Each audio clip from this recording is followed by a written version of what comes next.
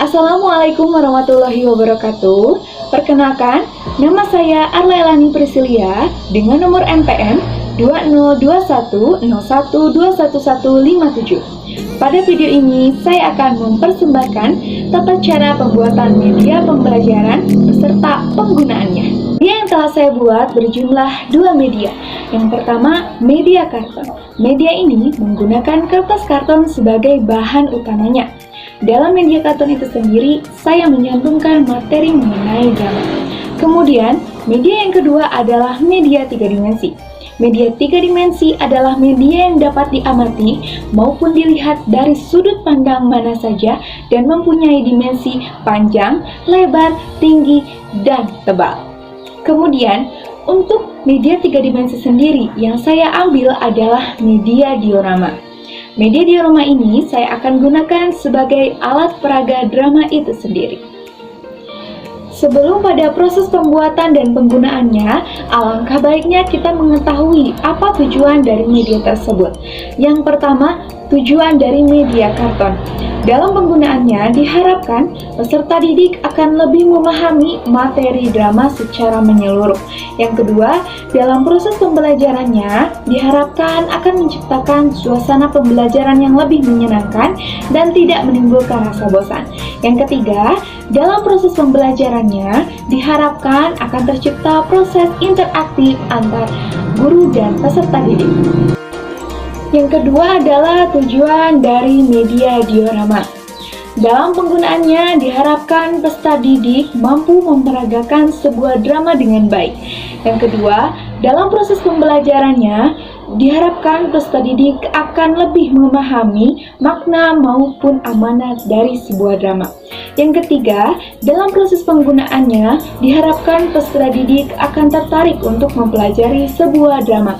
Dan yang keempat, dalam proses pembelajarannya, diharapkan peserta didik mampu mengetahui, mampu memahami hal-hal yang penting dalam pertunjukan sebuah drama. Bahan-bahan dan alat yang dibutuhkan antara lain kertas karton, kertas origami, gunting, paku, ballpoint, spidol, lem, dan double tip.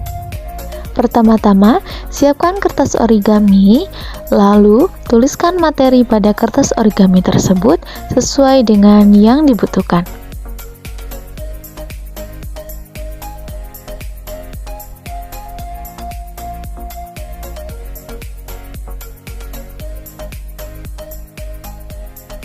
Kemudian, gunting kertas origami yang sudah diberi materi dengan semenarik mungkin.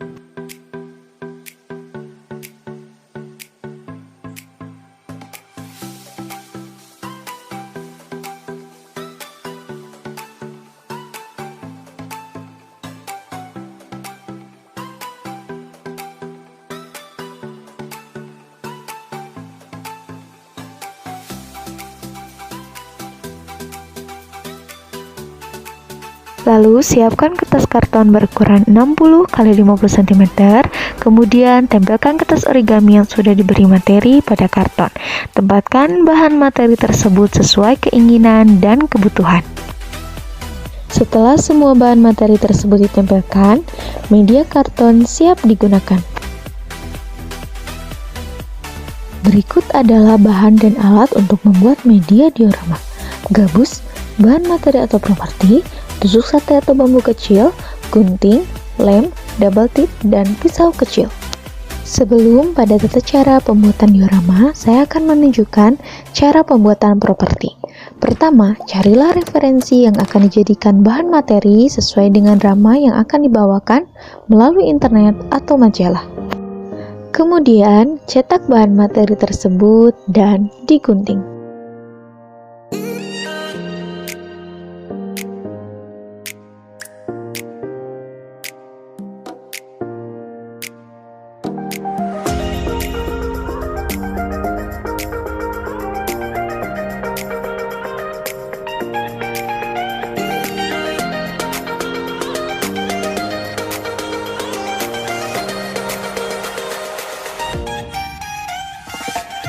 Lalu, tempelkan bagian belakang bahan materi tersebut pada tusuk sate atau bambu kecil menggunakan lem atau double tip.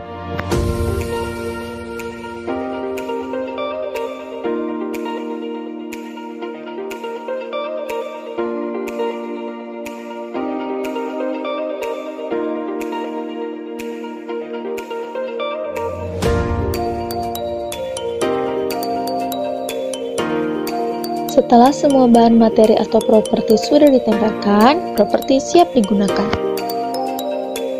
Langsung saja, cara pembuatan diorama. Siapkan gabus, kemudian potong menjadi 2 bagian. Tempelkan ujung sisi gabus dengan ujung sisi lainnya sehingga menyerupai bentuk siku-siku.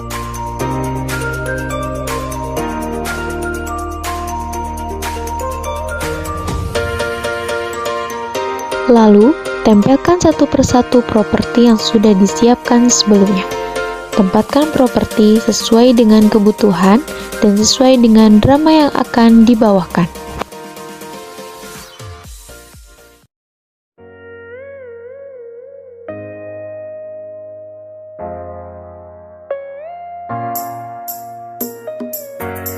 Setelah semua properti telah ditempelkan, media diorama siap digunakan.